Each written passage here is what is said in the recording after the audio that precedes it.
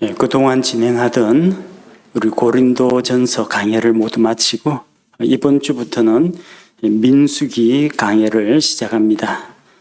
오늘은 첫 시간인데 민수기 서론에 대해서 살펴보도록 하겠습니다.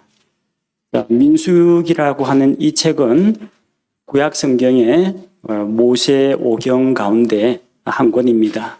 창세기, 출애굽기, 레위기, 민수기, 신명기, 율법서에 해당하는 네 권의 책 가운데에서 네 번째 책입니다. 이 책의 이름은 원래 히브리어 성경에서는 광야에서라고 되어 있습니다. 이스라엘 백성이 광야 생활 중에서 겪었던 일들, 하나님께서 그들을 광야 생활 가운데에서 어떻게 인도하셨는지를 기록하고 있는 책이기 때문입니다. 이 제목이 합당하다는 생각이 듭니다. 광야에서 이집트에서 나와서 약속의 땅을 향하여 가는 그 광야의 여정을 담은 책입니다. 그런데 이게 그리스어 성경으로 넘어오면서 그리스어 책명이 아리스모이라고 합니다. 아리스모이, 숫자라는 뜻이에요. 아리스메틱 할 때 수라는 뜻이고, 라틴어 성경에서는 누메리라고 합니다. 뉴메릭, 숫자를 이야기하죠. 그게 이제 영어 성경으로 넘어오면서 숫자를 의미하는 numbers라고 됐습니다. 그래서 영어 성경을 글자 그대로 번역하면은 책의 이름은 숫자들. 뭔가 좀 어색하죠. 근데 실제 민수기 안에서 숫자들을 많이 다루고 있습니다. 여러 가지 숫자가 나오죠. 이스라엘 지파들의 인구 숫자, 통치자들의 숫자, 통치자들이 드린 예물의 숫자, 레위 가족의 숫자, 각 지파별 인구, 이런 숫자들을 많이 다루고 있습니다. 자, 그래서 한글 성경에서는 이걸 numbers라는 걸 숫자들을 이렇게 번역할 수는 없으니까 백성의 인구를 세웠다. 앞쪽에 1장에서 그리고 뒤에 26장에서 1차 인구조사, 2차 인구조사가 나옵니다. 숫자들 가운데 대표적인 것이 이스라엘 백성의 숫자 이야기입니다. 자, 그래서 백성의 숫자, 백성민, 숫자 수, 기록할기, 민수기라고 부릅니다. 이 민수기라고 하는 책에서 다루는 내용은, 그 주제는 이스라엘 백성의 광야 생활 여정과 약속의 땅에 들어가기까지를 위한 그 준비 과정을 다루고 있습니다. 자, 기록자는 모세가 기록했습니다. 율법서 5권, 모세 오경이라고 부르는데 이 5권의 율법서는 모세가 기록했습니다. 기록한 시기는 BC 1450년경으로 추정하고 있습니다. 모세가 가나안 땅에 들어가지 못하고 모압 평야, 그 느보산에 올라가서 비스가산에서 죽게 되는데, 그 이전에 이 율법의 모든 말씀들을 하나님께서 주신 그 말씀들을 다 기록했다고 했습니다. 그래서 창세기, 출애굽기, 레위기, 민수기, 신명기는 모세의 저작으로 우리가 알고 있고, 또한 예수님께서도 모세의 글에 기록되기를, 율법서의 기록자가 모세라는 것을 예수님께서 명확히 하셨습니다. 자, 민수기 안에서 일어난 주요 사건들, 대표적인 사건들을 보면은 가장 중요한 게 백성의 숫자죠. 이스라엘 백성, 12지파에 속한 백성의 숫자들 이야기가 나옵니다. 1장과 2장에 1차 인구조사 이야기가 나오고, 26장에서 이제 광야 생활을 거의 마무리할 때 가나안 땅 들어가기 전에 인구 숫자, 2차 인구조사가 나옵니다. 그리고 민수기 12장에 가면은 이제 아론과 미리암이 지도자인 모세를 대적하는 이야기가 나옵니다. 여러 사람들이 모세를 대적했습니다.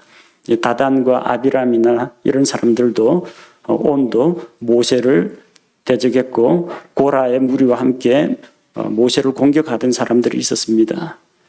자, 그런데 이제 지도자들인 아론과 미리암이 모세를 대적한 그 사건을 한 장으로 또 다루고 있습니다. 그리고 가나안 땅으로 들어가기 위한 준비 과정이라고 했는데, 그래서 먼저 가나안 땅을 정탐하고 돌아왔는데 정탐꾼들 10명의 불신앙에 쌓인 그 보고를 듣고 이스라엘 백성이 가나안 땅에 들어가기를 거부하게 되죠. 자, 그래서 하나님께서는 그들에게 징벌을 내리셔서 20세 이상의 사람들은 광야에서 다 죽게 됩니다. 그 내용이 민수기 13장, 14장에 나오는 내용입니다. 자, 그리고 민수기에 기록된 대표적인 사건, 예수 그리스도의 십자가 사건을 예표하는 사건이 민수기 21장에 나옵니다. 장대에 달린 놋뱀 이야기. 자세한 것은 해당 장에 들어가서 다시 설명하겠습니다. 그리고 민수기 22장에서 24장까지 모압 왕 발락이 거짓 예언자 발람을 불러서 이스라엘을 저주하게 하려고 하는 그 업무가 기록되어 있고, 하나님께서 그 저주를 바꾸어서 복으로 바꾸어 주시는 것이 기록되어 있습니다. 그리고 민수기 35장에는 알지 못하는 가운데 실수로 사람을 죽인 자가 자기 생명을 보존하기 위해서 도피 도시들로 몸을 피하는 그런 제도가 있습니다. 도피성, 도피도시 이야기가 기록되어 있습니다. 중요한 내용들만 뽑으면 이렇습니다. 민수기 1장부터 시작해서 우리가 전체 장 다 살펴보기 전에 전체의 줄거리만 살펴보면은, 먼저 초반에 나온 내용은 장소별로 나누면은 시내산에서 일어난 사건이 제일 먼저 나옵니다. 이것은 출애굽기 40장에서 계속 이어지는 내용이라고 보면 됩니다. 인구조사 이야기가 나오는데요. 민수기 1장 1절에서 54절에 인구조사 이야기가 나옵니다. 제1차 인구조사 60만 3,550명. 이것은 여자를 빼고 20세 밑으로 아이들을 뺀 숫자입니다. 20세 이상으로 전쟁에 나갈 수 있는 남자들만 계수한 것입니다. 아마 그 가족들하고 아이들 다 치면은 한 200만 명 정도 되었을 겁니다. 26장에는 제2차 인구조사가 나오는데 60만 1,730명입니다. 인구가 오히려 살짝 줄었죠. 38년 거치는 동안에 더 불어나지 않고 줄었는데, 이것은 하나님께 불순종하고 반역한 출애굽 1세대가 광야에서 죽었기 때문에 그렇습니다. 자, 그리고 민수기 2장에 가면은 이스라엘 지파의 배치가 나옵니다. 성막을 중심으로 진을 치는데 어느 지파가 어디에 진을 치는지 하나님께서 위치를 알려주셨습니다. 그래서 동서남북 성막을 중심으로 그렇게 나눠서 진을 치는데, 이스라엘 랍비들의 전승에 따르면은 성경 기록대로 이 동쪽에는 유다 지파가 있었어요. 성경에 나오는 것처럼 동쪽이 유다 지파인데, 랍비의 전승에 의하면 유다 지파를 상징하는 깃발이 사자 문양이었다고 합니다. 이것은 야곱의 축복 기도 가운데 유다를 가리켜서 유다를 사자에 비유하고 있기 때문입니다. 그리고 이 또 사자는 하나님의 왕좌를 호위하는 그 네 그룹들이 있죠. 그룹의 형상 가운데 하나입니다. 사자 깃발을 가진 유다 지파가 있고, 서쪽이 에브라임 지파입니다. 유다 지파 못지않게 강성한 지파죠. 이 에브라임 지파의 상징은 소 문양을 사용했다고 합니다. 역시 그룹들의 형상 가운데 하나입니다. 그리고 남쪽으로 르벤 지파인데 사람 얼굴 모양을 깃발로 사용했고, 북쪽이 단 지파입니다. 독수리 문양을 사용했습니다. 자, 이 동서남북 네 지파만 소개했는데 이 각각의 중심되는 지파 좌우로 한 지파 한 지파가 각각 더 있습니다. 그래서 동쪽에 셋, 서쪽에 셋, 남쪽에 셋, 북쪽에 세 지파, 12지파입니다. 레위 지파는 성막을 중심으로 모여 있고요. 행진할 때에는 이 각 지파가 출발하는 것은 동쪽, 남쪽, 서쪽, 북쪽 순으로 출발합니다. 일렬로 출발해야 되니까 지파별로 출발하는데 진을 칠 때에는 성막이 한가운데 있고 행진할 때는 하나님의 교회가 앞장섭니다. 앞장서서 가면서 길을 찾고 어디에서 머물러 진을 칠 것인지 하나님께서 그들의 여정을 인도하셨습니다. 자, 그리고 6장에 가면 나사르 사람의 서원 이야기가 나옵니다. 나사르 사람의 금기사항 3가지. 포도나무에서 난 것을 먹지 말라. 머리털을 깎지 말라. 그리고 시체를 가까이 하지 말라. 자기 자신을 하나님께 드리는 그 나사르 사람이 지켜야 할 그런 규례들에 대해서 기록하고 있고요. 그리고 6장 끝부분에서 대제사장 아론이 하나님 앞에서 이스라엘 백성을 어떻게 축복할 것인지 아론의 축복 기도가 등장합니다. 그리고 민수기 10장 1절에서 10절에 보면은 하나님께서 은나팔을 만들게 하시고 그 나팔로 회중을 소집하고 또 전쟁에 나갈 때 공격의 경고 나팔로 사용하시는 것을 또 볼 수가 있습니다. 그리고 이어지는 내용이 민수기 10장 11절 이후에 12장 16절까지가 시내산에서 가데스 바네아까지 여정을 다루고 있습니다. 모세의 장인 이드로를 가나안 땅까지 같이 동행시키려고 모세가 이제 권유하는 그 대목도 나오고 또 이스라엘 백성이 하나님 앞에서 원망하고 불평하는 내용이 나옵니다. 민수기 11장에 나오는 내용, 이스라엘 백성이 광야에서 먹을 것이 부족하니까 그걸 참지 못하고 이집트에 있었을 때가 더 좋았다 하면서 이집트 생활을 그리워합니다. 누가 우리에게 고기를 주어 먹게 하겠느냐. 하나님께서 주신 만나를 받아 누리면서도 감사하는 마음이 없었던 거죠. 그래서 모세가 이 사역을 하면서 하나님 앞에서 힘들어합니다.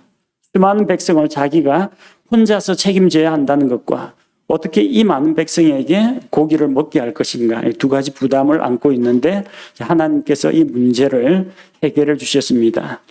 이스라엘 백성의 장로 70명에게 하나님의 영을 주셔서 그들이 모세와 함께 짐을 나누어지게 하셨고 또 메추라기를 보내어서 먹게 하셨습니다.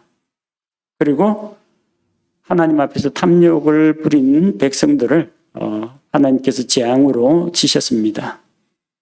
그 다음에 나오는 내용이 이제 민수기 12장에서 아론과 미리암이 모세를 대적하는 내용이 기록되어 있습니다. 모세가 에티오피아 여인과 결혼한 것을 이제 비방하면서 자기들도 모세와 같은 영적인 지도력과 권위를 가지고 있다. 그렇게 주장하는데 하나님께서는 지도자를 대적한 이 미리암에 대해서 징벌을 내려서 미리암이 나병에 걸립니다. 그래서 진영 밖으로 일주일 동안 추방당하죠.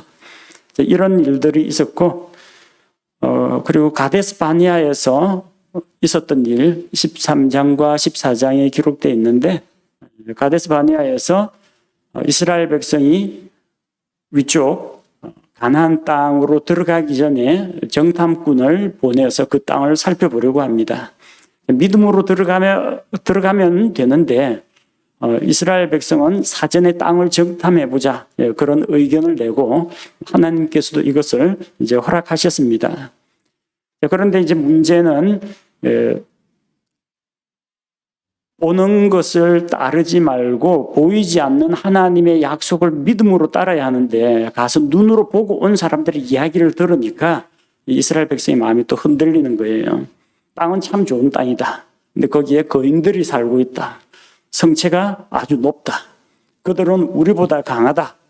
우리는 다 잡혀 죽고 우리 아내들과 아이들은 포로가 될 것이다. 이런 부정적인 말을 내뱉으니까 백성의 마음이 흔들려서 다시 이집트로 돌아가자는 그런 이야기가 나옵니다. 반면에 10명의 정탐꾼이 부정적인 보고를 했지만 여호수아와 갈렙은 하나님 앞에서 그 땅은 좋은 땅이다. 강한 대적들이 있지만 주께서 우리와 함께 하시면 우리가 이길 것이다. 자, 이것을 설명하면서 백성을 진정시키려고 합니다. 자, 그런데 하나님께서 이 원망하고 불평하는, 즉 하나님에 대한 믿음이 없는 이 백성을 이제 심판하십니다. 모세가 나서서 하나님께 용서를 구합니다. 그러나 하나님께서는 그분의 거룩하신 성품에 따라서 그들을 심판하셔서 40년 동안 그들이 광야 생활을 하게 합니다. 그래서 20세 이상은 가나안 땅에 들어가지 못하고 그 다음 세대가 약속의 땅에 들어가게 합니다. 다만 온전한 마음으로 주를 따랐던 여호수아와 갈렙은 그 땅에 들어가게 됩니다. 그 다음에 15장부터 36장까지 그 내용들은 가데스 바네아에서 요르단 동편 거기에 이르기까지의 여정을 소개하고 있습니다. 이스라엘 백성은 하나님께서 그런 불신앙의 백성을 심판하시자 자기들이 우리가 가나안 땅에 올라가겠습니다 하는데 하나님께서는 올라가지 말라고 하셨거든요. 주께서 함께하지 않으시기 때문에. 근데 올라가다 결국은 실패합니다. 그리고 16장에 가면 고라와 다단과 아비람과 온 그리고 250명의 각 지파 통치자들이 이 반역을 일으킵니다. 그래서 하나님께서는 누가 주께서 택한 사람인지, 누가 주께서 거룩하게 구별한 사람인지 그들에게 보여주기 위해서 각각 통치자들이 각 지파의 대표들이 막대기 하나씩 가지고 오게 합니다. 그런데 아론이 낸 레위 지파의 아론이 낸 그 막대기가 싹이 나고 꽃이 피고 열매가 맺히게 됩니다. 그래서 주께서 가까이 나오게 하신 자가 누구인지 하나님께서 아론을 주를 가까이 하면서 섬길 수 있는 대제사장으로 세우셨다는 것을 다시 한번 보여주십니다. 그리고 민수기 20장에 가면은 백성이 물이 없어서 불평을 하는데 가데스 바네아에서 불평을 하는데 이스라엘 백성 앞에서 하나님께서는 반석에게 말하여 물을 내라고 합니다. 그런데 모세는 자기가 막대기를 손에 들고 우리가 너희를 위하여 반석에서 물을 내야만 하겠느냐 하면서 막대기를 휘둘러서 반석을 칩니다. 하나님께서는 반석에게 말하여라고 물을 내라고 했는데 자기가 무슨 능력을 가지고 있는 것처럼 백성 앞에서 과시하는 행동을 함으로써 하나님의 영광을 그가 가로채게 됩니다. 이 일로 인해서 하나님께서는 모세와 아론에게 징벌을 내리셨는데 그것은 그들이 약속의 땅에 들어가지 못한다는 것입니다. 그들이 구원 못 받았다는 이야기가 아닙니다. 천국에 못 갔다는 이야기가 아닙니다. 가나안 땅은 천국이 아니에요. 약속의 땅입니다. 모세와 아론조차도 약속의 땅은 들어가 보지 못하고 멀리서 눈으로 그냥 바라보기만 했습니다. 하나님께서 자신의 거룩함을 드러내셔서 하나님을 믿지 않고 또 교만이 행한 자에 대해서 징계하시는 것을 볼 수가 있습니다. 그래서 아론은 호르산에서 죽고 그의 아들 엘르아살이 대제사장의 직분을 물려받게 됩니다. 그리고 그 다음에 이어지는 내용이 이스라엘 백성이 하나님을 원망하고 불평할 때 하나님께서 불뱀들을 보내서 백성을 물게 하셨는데 물린 자마다 다 죽었습니다. 이 재앙에서 피할 길을 하나님께서 주셨는데 장대에 놋뱀을 매달게 하시고 누구든지 놋뱀을 믿음으로 바라보는 자는 그들이 다 낫고 회복되게 하셨습니다. 예수 그리스도의 십자가 사건의 모형이라고 할 수 있는 중요한 사건입니다. 그 다음 22장에서 24장의 내용은 이제 예언자 발람 이야기, 모압 왕 발락에게 이제 매수되어 가지고 하나님의 백성 이스라엘을 저주하는 그런 임무를 받았지만 하나님께서는 그 저주를 전부 복으로 바꾸어 주셨습니다. 신약 성경에도 발람 이야기가 기록되어 있습니다. 그래서 베드로후서 2장 15절은 불의의 삭슬 사랑한 사람이다. 유다서 1장 11절에는 대가를 바라고 탐욕을 따라서 가는 사람을 발람과 같은 사람이라고 합니다. 요한계시록 2장 14절에서는 발람이 거짓 교리를 퍼뜨리고 또 이스라엘 백성이 우상 숭배에 빠지게 한 그것을 다시금 지적하고 있습니다. 그리고 민수기 26장에서는 두 번째 인구조사, 전체 인구는 60만 1730명, 1차 때보다 오히려 1820명이 줄어들었습니다. 38년 동안 인구가 늘지 않았는데 이것은 가데스 바네아에서 가나안 땅에 들어가지 않고 우리는 이집트로 돌아가겠다 한 그 불신앙의 백성들 20세 이상은 다 광야에서 죽었기 때문에 그렇습니다. 한 세대가 없어졌어요. 그 다음 세대, 첫 세대하고 거의 같은 인구입니다. 그래서 이 당시에 이제 그들은 다 죽었고 요수아와 갈렙 그리고 모세가 살아남았습니다. 물론 모세도 신명기에 보면은 그 땅에 들어가지 못하고 모세도 요르단강 동편에서 죽게 됩니다. 요수아와 갈렙이 이스라엘 백성을 인도하여 요르단강을 건너서 약속의 땅에 들어가게 됩니다. 민수기 27장에는 딸을 통한 상속 제도에 대해서 언급하고 있습니다. 슬로보아스는 아들이 없었고 이제 딸들만 있었는데 그 5명의 딸들이 형제들과 마찬가지로 아버지의 상속 유업을 이을 수 있도록 해주셨습니다. 그리고 32장에 가면은 루벤과 갓과 므낫세 반 지파, 그러니까 두 지파 반이 요르단강을 건너서 팔레스틴 땅에서 상속 유산을 얻지 않고 요르단강 동쪽 편에서 암몬 족속과 모압 족속이 있던 그 땅에서 자기들의 상속 유업을 얻겠다 해서 거기에 자기들의 상속 몫을 정하고 대신 이제 가나안 전쟁은 함께 하고 가나안 전쟁이 끝난 다음에는 자기들의 상속 유산인 그 요르단강 동편으로 다시 건너가는 그런 약속을 한 것이 기록되어 있습니다. 그리고 35장에 나오는 내용은 이제 도피 도시들 이야기입니다. 요르단강 기준으로 서편에 게데스와 세겜과 헤브론 세 도시, 그리고 동쪽에 요르단강 동편에 베셀과 라못과 골란, 바산 골란, 이렇게 6개의 도시들을 하나님께서 도피 도시들로 세우시고 알지 못하고 살인한 자가 피해 복수자를 피해서 도망할 수 있게 해주셨습니다. 이것 역시 우리의 대제사장이신 예수 그리스도의 모형에 해당하는 사건입니다. 전체 민수기가 이런 식으로 구성이 되어 있는데요. 이 전 여정이 광야에서 일어났던 일을 다루고 있습니다.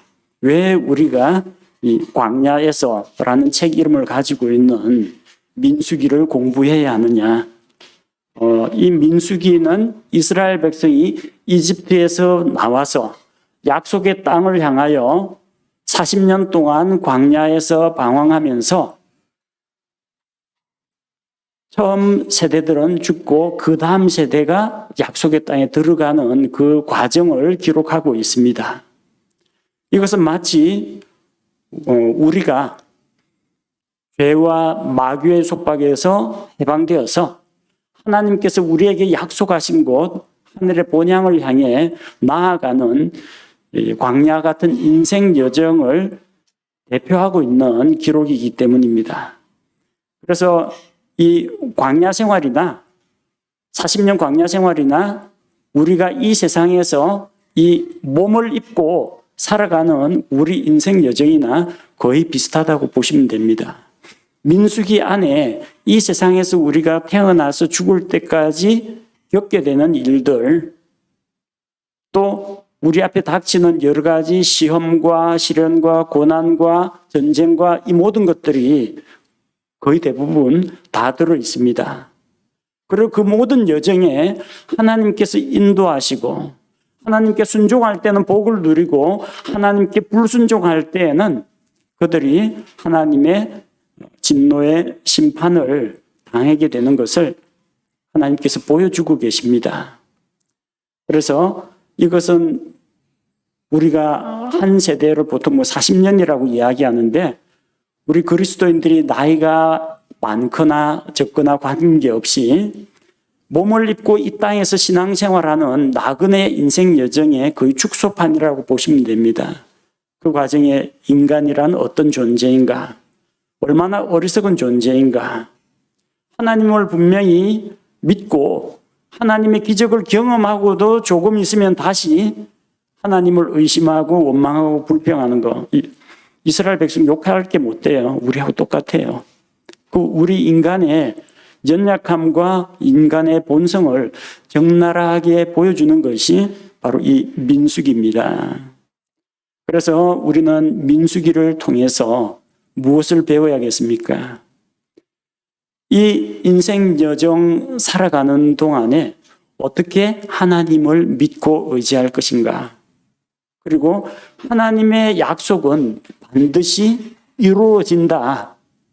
믿음으로 인내하고 순종하는 자에게 그 약속이 성취되는 것을 우리가 직접 보고 또한 배워야 됩니다. 그리고 우리 삶에 적용해야 됩니다. 광야 여정 가운데 그들은 여러 가지 죄를 짓습니다.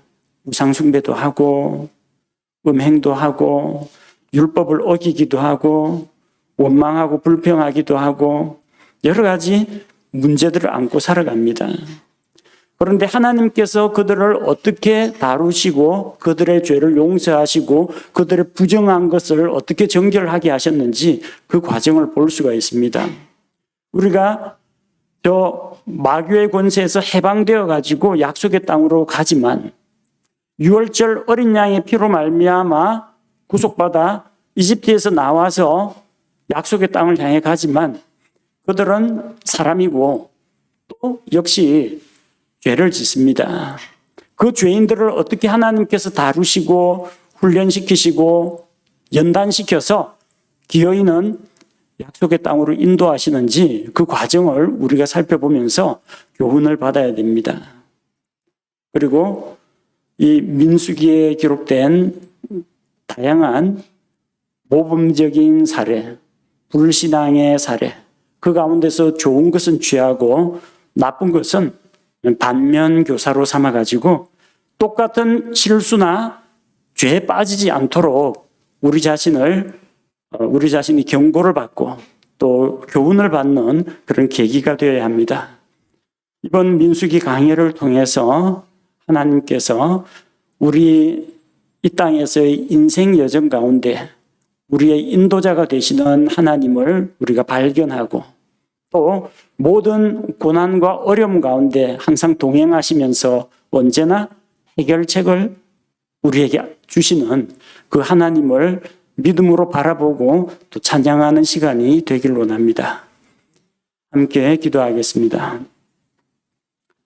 아버지 하나님, 오늘 민수기 서론을 살펴보고 또 오늘부터 이제 민수기 강해를 시작해서 앞으로 약 75주 정도 함께 하나님의 말씀을 한 구절 한 구절 살펴보면서 같이 말씀을 되새겨 보고자 합니다.